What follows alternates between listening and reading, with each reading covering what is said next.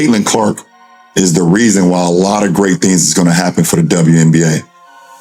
But for her individually, I don't think she should get involved on nothing that's being said. Just go have fun, enjoy.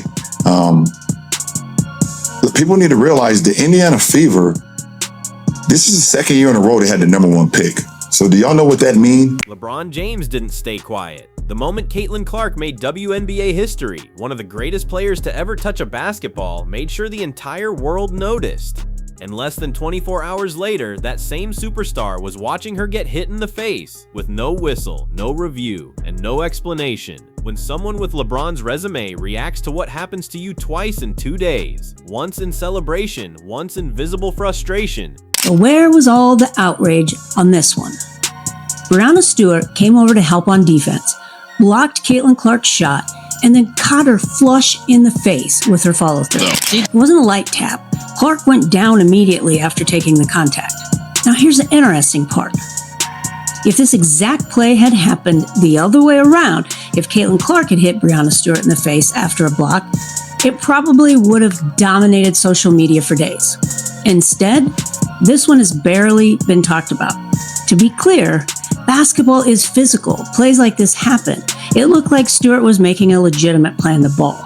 You already know this story has gone way beyond one missed call. So what did LeBron actually see that made him pay this much attention? And why are fans now saying the WNBA has a bigger problem than anyone realized? Stick around, because by the end of this, you'll understand exactly why this call, or the lack of one, has the entire basketball world talking. To understand why this controversy hit as hard as it did, you have to go back just one day earlier, because before there was outrage, there was history being made, and LeBron James was one of the first people to make sure everyone knew it.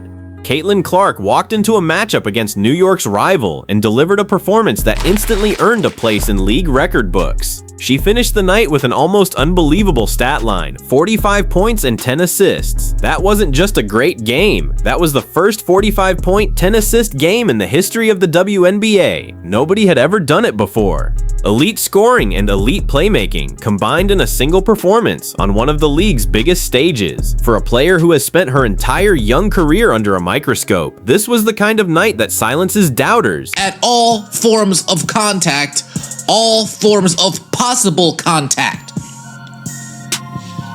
Breanna Stewart goes to block Caitlin Clark's shot, and what does the referee do?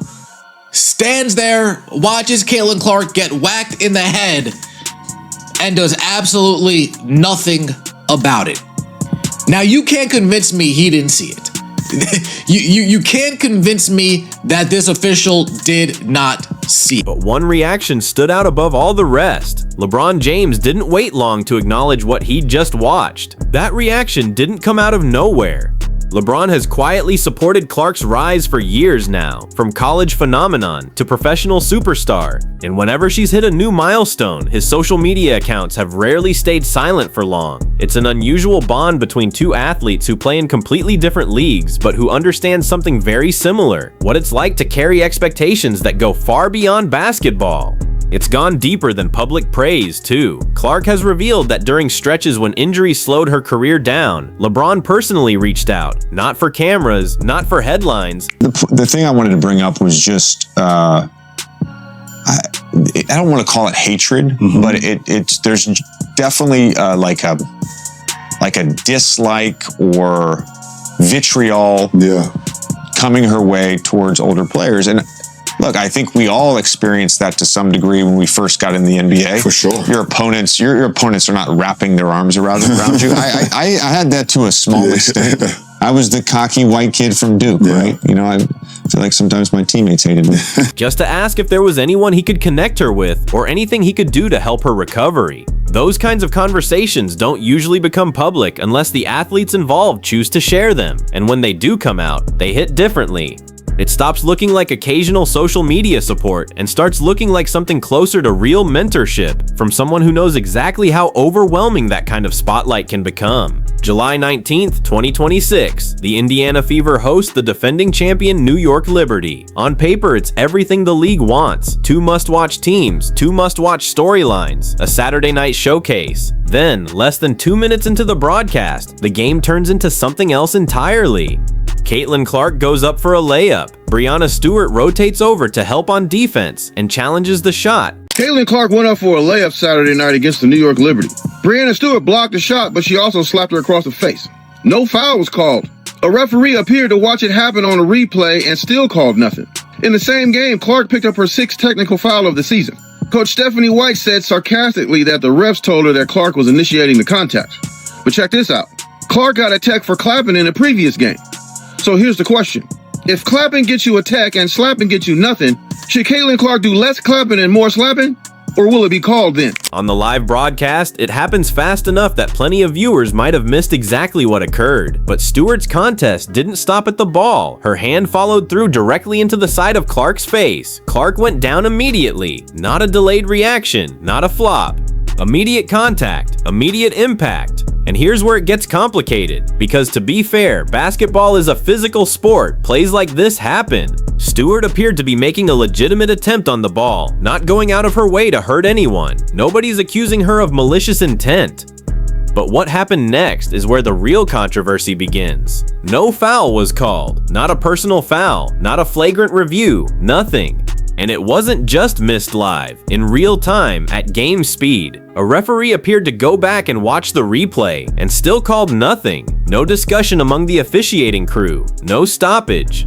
So it looked like Caitlin Clark has found herself in another situation following another game. This time it's involving Breanna Stewart. Now, Breanna Stewart refused to answer the questions when reporters asked her about that hard foul that she did on Caitlin Clark. Now social media has took it and ran with it. And we know anytime it's involving Caitlin Clark, it's going to grow legs and it's going to get attention. But that wasn't the only situation that happened for Caitlin Clark. She was also fouled hard and given a technical foul following an event involving Jonquel Jones. Jonquel Jones. Analysts pointed out exactly what fans were seeing with their own eyes. One prominent voice didn't hold back, calling the officiating egregious, specifically naming the referee who stood and watched Clark get hit across the face on a layup attempt and did nothing about it. And the response to the obvious counter-argument that maybe it was simply missed in real time was blunt. Watching in slow motion from a television broadcast is very different from being paid on the floor specifically to watch for exactly this kind of contact. That's the job. That's the one responsibility referees have in that exact moment, on that exact play. Process that. How did you go through that at a young age, coming into the NBA, where the people could have been your teammates, could have been the people you were competing against. They weren't celebrating you. No, not at all. They wanted to kick your ass. Absolutely. Absolutely. I mean, my teammates for sure. There's video evidence of my teammates basically saying like, he's not ready, or there's somebody playing his position, or we're not putting all our faith in the 18-year-old kid, or, you know, all this hype, we've been here, all this, you know.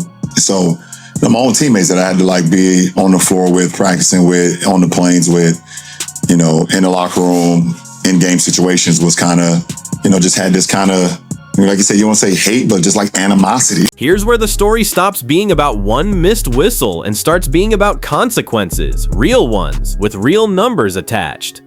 That technical foul Clark picked up on the Jonquel Jones sequence wasn't just symbolic, it was her 6th technical of the season. That comes with a $1,000 fine.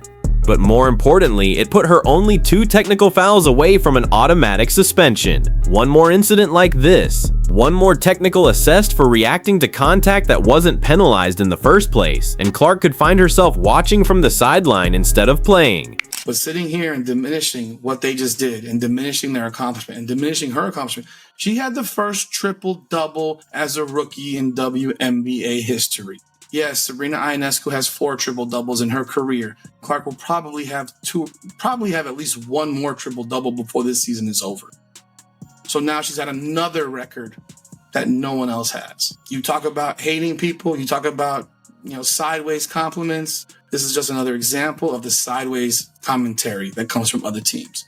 Not to mention, by now, the debate had stopped being about a single missed call. It had become something much bigger, a question about whether the WNBA was applying the same rules to everyone sharing the floor, or whether some players were simply operating under a different set of expectations entirely. And it's worth remembering, Clark isn't the only player who's dealt with pointed, uncomfortable moments this season. In a completely separate incident weeks later, Atlanta Dream star Angel Reese found herself at the center of her own controversy after a rival coach was overheard using language toward her that many considered discriminatory.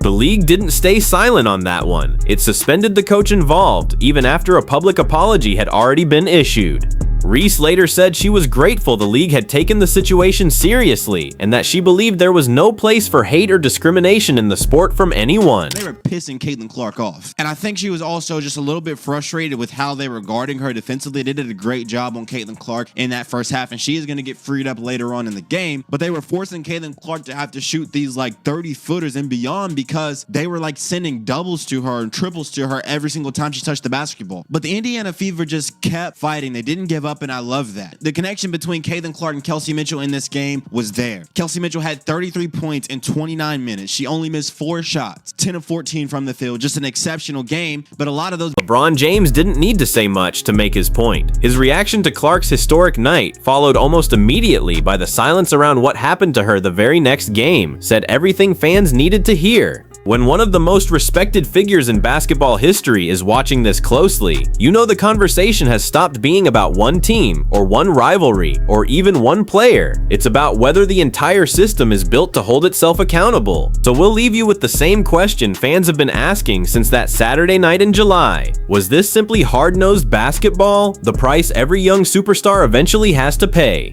Or is this proof that the WNBA has a consistency problem it can no longer afford to ignore? Let us know what you think in the comments below, and if you want more breakdowns like this one, make sure you're subscribed because this story is far from over.